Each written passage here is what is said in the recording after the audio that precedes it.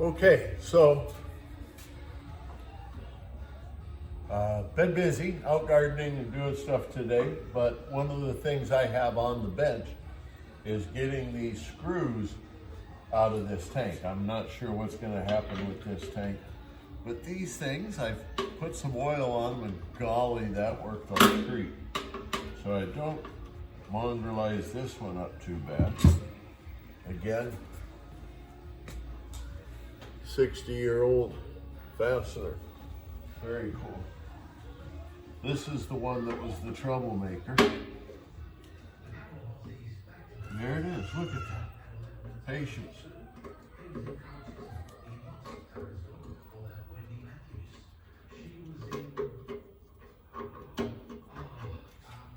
This one might be mongrelized, this head. I don't know. I mean, I'm sure they're available. The neat thing about these old machines is that one's mongrelized. You can see that it's been tore up. That one's pretty good. But the neat thing about these old machines is there was a generation of machines worth of spare parts on the shelves. So go back in history, you know, all of the major manufacturers, there were dealerships that somewhere probably in the 60s went broke or changed over to Kawasaki or Honda or something. And somewhere in the back of some warehouse is a whole parts department full of spare parts for vintage machines. So I know that to be the case for all machines I've touched. There is what's known as new old stock available, meaning it's brand new, it's in its original packaging. It's exactly the same as what went on. And it's been sitting on a shelf or in a box since it was manufactured in 1960. Wrapped in oil paper, waiting to be used. So that's kind of the cool thing. I can get a new set of those. And it's off. That that came easier than I thought. That came much easier than I thought. I'm pleased with that. There's nothing wrong with that at all. So, see how dirty that shit is? We'll bag these simply because there's no reason not to. We're not gonna clean them yet. Once we get a certain direction, certain level of disassembly, we will look at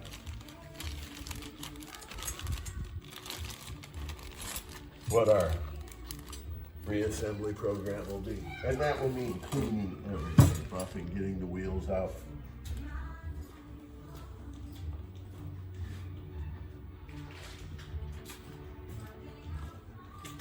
We'll spend hours and hours and hours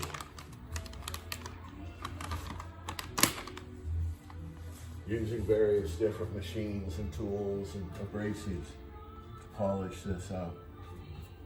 We'll clean it all up. I'm not sure yet, again, what I'm going to do with it. That went easier than I thought. Pretty good for a quick afternoon job after gardening. But it's still running. You see, I got to learn. So, normally, in my history as a blogger, I discuss all topics and life's attitudes and adventures. Now, coming into a vlog, I guess it becomes a storytelling sort of thing. That's how I've always seen my writing of stories. But again, we're changing, so I'm learning, and I'm sure that when I look back at this, I will be amazed how basic it was. So we're going to start with basic and move on. So why do I do this? Why have I been blogging? Again, a lot of it goes back to early days traveling, early days isolated. I left the United States at the age of 23 years old and joined the U.S. Peace Corps program. Now that program sent me to a lovely place called the Solomon Islands, which has been my home and is still my main home today. But through that adventure, I wrote letters. Now, before I went to the Peace Corps, I was a diary keeper. I always had some form. In the early days, they were normally sketch diaries. And there are still a number of those held by a friend in Des Moines, Iowa, that I got to see a few years back. And somewhere along the line, Tim and I are gonna have to curate these and go back in history, because there's some very interesting, timely bits there. So diaries are good, let's just say that. Diaries are good. I'm a student of history. Nothing better than a newly discovered diary. No matter how mundane, a recollection of the times is a good thing. So, I'm waffling, I'm talking too much. Today, beautiful outside, bit chilly, southerly wind blowing. Queensland is a great place. The climate here is probably as good as I have found anywhere on the planet. Very comfortable here. We've retired well. We've retired with a lot to keep us busy, you know, enough to be just enough of a burden that sometimes you don't appreciate it, which is a good thing, you know, sometimes thinking it's all work. Maintaining properties, doing what we do is not all just sit back and watch. The bikes, what I do with the bikes, complete hobby. Mind you, we have big vegetable and fruit gardens, and they're all hobbies too. And I call it a hobby because there's such good produce on our doorstep here. We don't have to produce, but we do because we're traditionalists, done it since we were little. Don't know how not to grow things, you know, what's a life without corn or beans or, you know, the beautiful things like fresh broccoli and salad material. See, the beauty of here where we live, we get 2 growing seasons. I'm trying to convince the gardeners around me that we don't need acres of vegetable gardens. There's only a few old folks doing this, and it becomes a lot of work. Especially the idea that you go away, you come back, you haven't watered it, and there are dry spells here.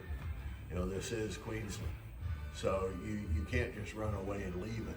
It's like a dog or a dairy farm, you know, you gotta kind of be there every day, if not every other day. So we don't need the big gardens we have maintained, but slowly we'll get smart enough to pare those down. We mow here in this location 3 acres. That can take some time. There's a fair bit of boundary that requires work. This is again a 12-month a year growing season. So it never stops. There's always something to do outside. Normally involves killing weeds. So today in the news, not much really. I don't know if there's much to discuss. Everything's a little bit stupid.